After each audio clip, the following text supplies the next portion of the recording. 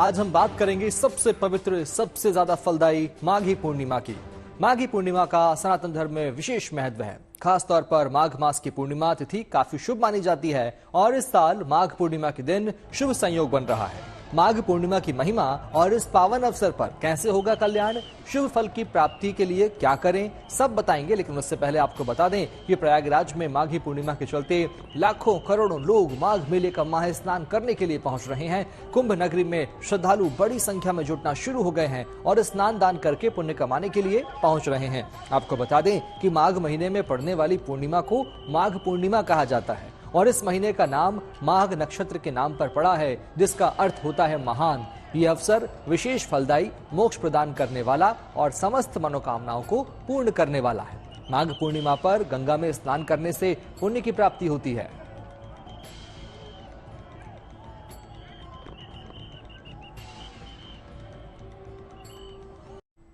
शास्त्रों में ऐसी मान्यता है कि माघ पूर्णिमा पर गंगा स्नान करने से सभी मनोकामनाएं पूर्ण होती है और पितरों का भी आशीर्वाद हमें मिलता है।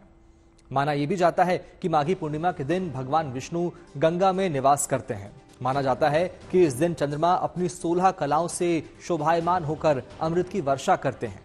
माघी पूर्णिमा के दिन यह भी मान्यता है कि देवता भी रूप बदलकर गंगा स्नान करने के लिए प्रयागराज आते हैं। इसीलिए इस तिथि का विशेष महत्व बताया गया है। खास बात यह भी है कि तीर्थराज प्रयाग में श्रद्धालुओं के 1 महीने के कल्पवास का समापन भी होता है। सभी कल्पवासी माघ पूर्णिमा पर गंगा स्नान और आरती पूजन करके दान करते हैं। साधु सन्यासियों और ब्राह्मणों को भोजन कराते हैं, उन्हें प्रणाम करते हैं। माघ पूर्णिमा के दिन सभी सरोवरों, तीर्थ स्थानों और नदियों में शुद्धता पूर्वक स्नान करने की महत्वता बताई गई है। मान्यता है कि इस दिन स्नान दान करने से हर तरह के पापों से मुक्ति मिल जाती है और कई गुना अधिक पुण्यों की प्राप्ति होती है। और अब आपको बताते हैं माघ पूर्णिमा का क्या महत्व है। इस दिन क्या कुछ करने से आपको शुभ फल की प्राप्ति होगी, जानते हैं पंडित शैलेंद्र पांडे जी से। माघ महीने की पूर्णिमा बड़ी फलदायी मानी जाती है। जैसे माघ महीने को अत्यंत पवित्र मानते हैं, तो महीने की जो सारी पवित्रता है, सारी संपूर्णता है, वो मुख्यतः पूर्णिमा में समाहित होती है। और माघ महीना तो वैसे भी कल्पवास का, साधना का, तपस्या का महीना है। तो अगर आपने माघ के महीने में पवित्र नदी में स्नान नहीं किया है, माघ के महीने में आपने कोई दान नहीं किया है, कोई पूजा उपासना नहीं कर पाए हैं, तो माघ पूर्णिमा पर आपको पवित्र नदी या सरोवर में स्नान करना चाहिए और इसके बाद भगवान की पूजा उपासना करके सामर्थ्य के अनुसार दान करना चाहिए। माघ पूर्णिमा ही कल्पवास का अंतिम दिन होता है, यानी ईश्वर की कृपा प्राप्त करने का विशेष अवसर है। तो अगर आप माघ पूर्णिमा पर स्नान, ध्यान और दान करेंगे तो आपको लाभ अवश्य होगा। महाकुंभ के पावन दिनों के बीच माघ पूर्णिमा का शुभ दिन आया है। इस दिन कई शुभ संयोग बन रहे हैं। इस बीच संगम में स्नान करने के क्या मायने हैं, जानते हैं पंडित शैलेंद्र पांडे जी से।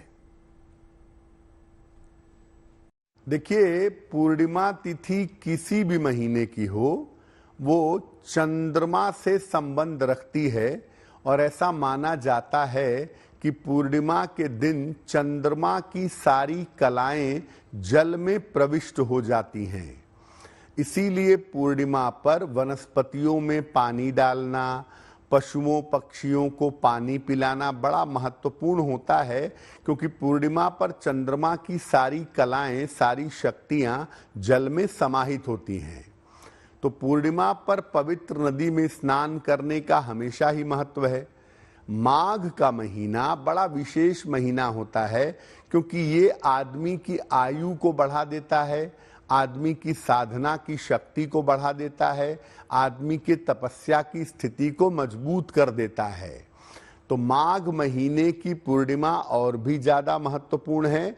और संगम में अगर आप स्नान करें तो आपको जल के अंदर व्याप्त चंद्रमा का अमृत तत्व ज्यादा आसानी से मिलेगा।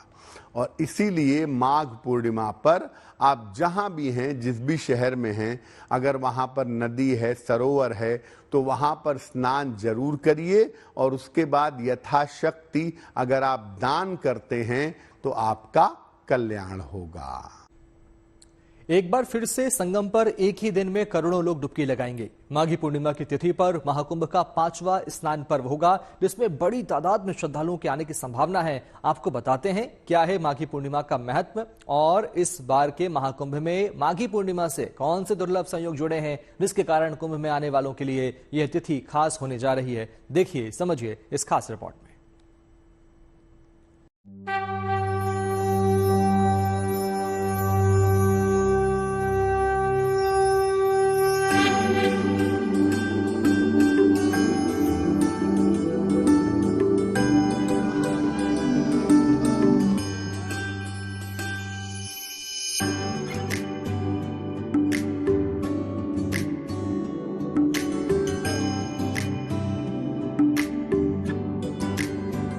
प्रयागराज में चल रहे महाकुंभ में यूं तो कोई दिन ऐसा नहीं जब संगम पर स्नान का पुण्य फल न मिले,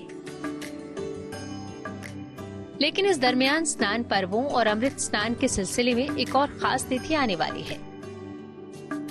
एक ऐसी तिथि जिसके लिए ये मान्यता है कि इस दिन त्रिवेणी पर एक बार पवित्र डुबकी लगाने वालों को जन्म जन्मांतर तक पुण्य का लाभ मिल सकता है।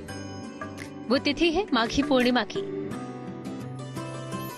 यानी इस महाकुंभ में पौष पूर्णिमा, मकर संक्रांति, मौनी अमावस्या और वसंत पंचमी के बाद एक बार फिर से महाकुंभ में डुबकी लगाने के लिए अत्यंत शुभ घड़ी माघी पूर्णिमा पर आने वाली है, जब 5वां स्नान पर्व पड़ने जा रहा है। इस बार माघी पूर्णिमा 12 फरवरी को है। देखिए, आपने पूरे महाकुंभ के सभी पर्वों पर स्नान किया या माघ मास में पड़ने वाली पूर्णिमा के दिन स्नान किया, पूरे माह का फल एक ही दिन प्राप्त हो जाता है। और चूंकि ये पूर्णा तिथि है, उस दिन गुरु बृहस्पति, साक्षात नारायण भगवान और चंद्रमा तीनों की कृपा व्यक्ति को प्राप्त होती है। तो आज के दिन जो व्यक्ति स्नान कर ले संगम में, उस व्यक्ति के जीवन में किसी भी प्रकार के आने वाले त्रिविध पापों के कारण कष्ट है वो समाप्त हो जाते हैं और मन की इच्छाएं व्यक्ति के पूर्ण होती है।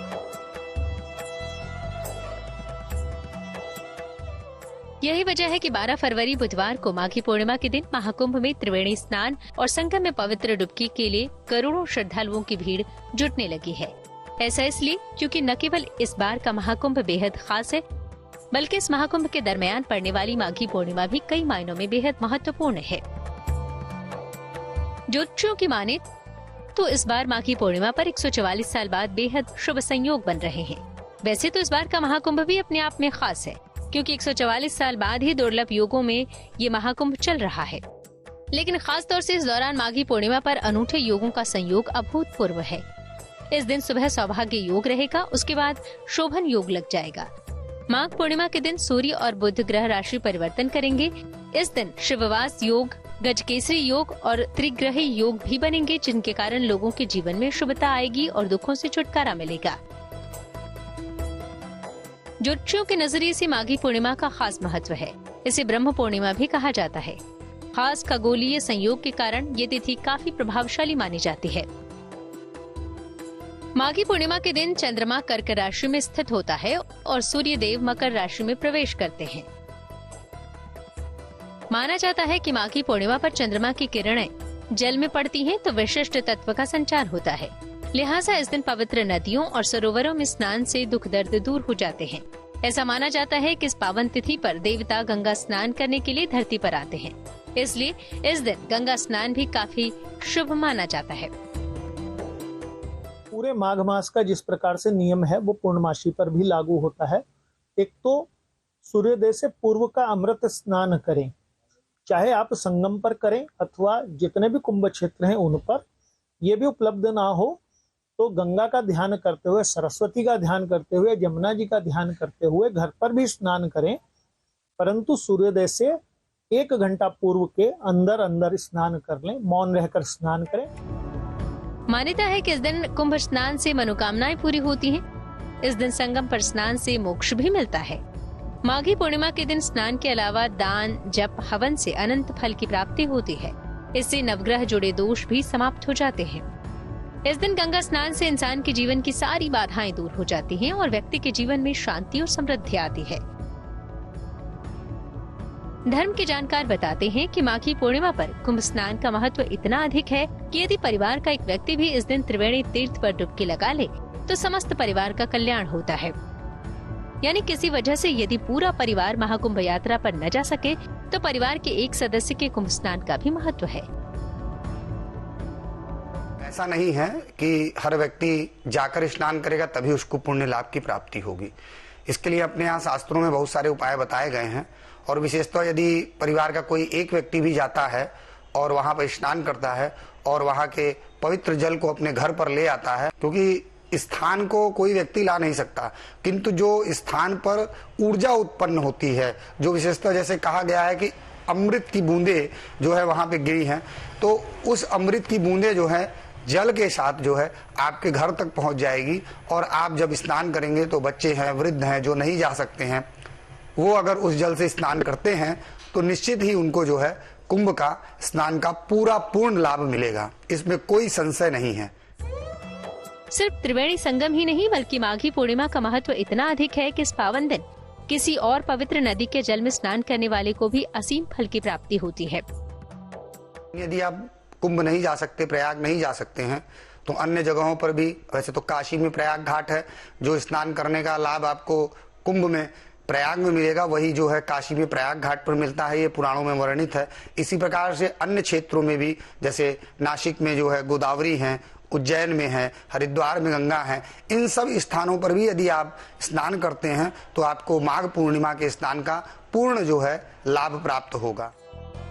तो वही मान्यता ये भी है कि यदि माघी पूर्णिमा पर सीधे तौर पर पवित्र नदियों में स्नान के लिए पहुंचना संभव न हो सके तो सामान्य जल में गंगा जल मिलाकर स्नान करने से भी पुण्य लाभ मिलता है। तो ऐसा कोई भी आवश्यक नहीं है कि आप कुंभ तक पहुंचेंगे तभी आपको पुण्य लाभ प्राप्त होगा। यदि आप कुंभ तक नहीं पहुंच सकते हैं तो उस दिन जो है आपके आसपास जहां भी आपको पवित्र नदी मिले, गंगा नदी हो, जमुना हो, सरस्वती हो, कोई सरोवर हो, पवित्र कुंड हो, कुआं हो, अथवा घर में ही आप जो है गंगा जल अथवा कुंभ का जल मिलाकर स्नान कर सकते हैं, अथवा न होने पर गंगा च यमुना नर्मदा सिंधु कावेरी स्नानार्थम प्रतिगृहताम, इस प्रकार करते हुए, इस प्रकार के मंत्र को पढ़ते हुए आप जो है स्नान करेंगे, भगवान का ध्यान करेंगे, चंद्रमा का ध्यान करेंगे, महादेव का ध्यान करेंगे, आपको कुंभ स्नान का और माघ पूर्णिमा के स्नान का पूर्ण लाभ प्राप्त होगा। माघी पूर्णिमा के पावन पर्व के साथ साथ ही माघ महीने और शीत ऋतु का भी समापन हो जाता है। वैसे तो हर साल माघी पूर्णिमा का उल्लास देश भर के तीर्थों में नजर आता है, लेकिन इस बार पूर्ण महाकुंभ के चलते माघी पूर्णिमा का पर्व और भी खास हो गया है। Bureau report, good news today. और आस्था की नगरी से कुछ ड्रोन से ली गई तस्वीरें आपको दिखाते हैं। बहुत विहंगम तस्वीरें हैं। देखिए, संगम तट पर हजारों की संख्या में लोग एक साथ त्रिवेणी में डुबकी लगा रहे हैं, आस्था की डुबकी लगा रहे हैं। हर तरफ आस्था की बयार बह रही है और लोग बढ़ चढ़कर इस महाकुंभ में त्रिवेणी के संगम पर पहुंचकर अपने आप को पावन कर रहे हैं, पुण्य का भागीदार बना रहे हैं। तस्वीरें ड्रोन से ली गई हैं, तस्वीरें प्रयागराज की हैं, जहां बड़ी संख्या में श्रद्धालुओं के पहुंचने का सिलसिला लगातार जारी है। कल माघी पूर्णिमा है, लेकिन उसके पहले ये विहंगम तस्वीर देखिए। अभी से ही श्रद्धालुओं के पहुंचने का सिलसिला शुरू हो गया है। माघी पूर्णिमा के पावन अवसर पर बड़ी संख्या में लोग स्नान करेंगे। वैसे तो 13 जनवरी से ही देश विदेश के श्रद्धालुओं के पहुंचने का सिलसिला महाकुंभ में जारी है, लेकिन पिछले 2 दिनों से श्रद्धालुओं की संख्या में अचानक तेजी से उछाल आ गया है, जिसका परिणाम ये रहा कि प्रयागराज और आसपास के जिलों में भारी भीड़ हो गई है। महाकुंभ में माघी पूर्णिमा स्नान पर्व के चलते श्रद्धालुओं की भारी भीड़ को नियंत्रित करने के लिए योगी सरकार ने कई महत्वपूर्ण कदम उठाए हैं, जिनके माध्यम से महाकुंभ में श्रद्धालुओं की सुरक्षा और व्यवस्था को सुनिश्चित किया जा रहा है। देखिए हमारी रिपोर्ट।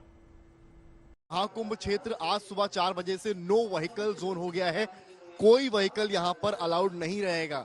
और उससे भी बड़ी बात यह है कि आज शाम 5 बजे से महाकुंभ क्षेत्र के अलावा प्रयागराज शहर भी नो व्हीकल जोन कर दिया गया। ये एक बहुत बड़ी खबर इसलिए है क्योंकि प्रयागराज शहर से जो मूवमेंट हो रहा था गाड़ियों का, वो लोड कम पड़ेगा, क्योंकि अगर उस लोड को नहीं रोका जाता तो यहाँ पर हालात बिगड़ सकते थे। जिस तरीके की भीड़ बढ़ रही है, अब तस्वीरें भी दिखाता चलूं मैं कुछ आपको। आज की तस्वीरें आप देखेंगे कि जो श्रद्धालुओं का तांता है वो थमने का नाम नहीं ले रहा है। केवल एक दिन माघी पूर्णिमा को शेष है।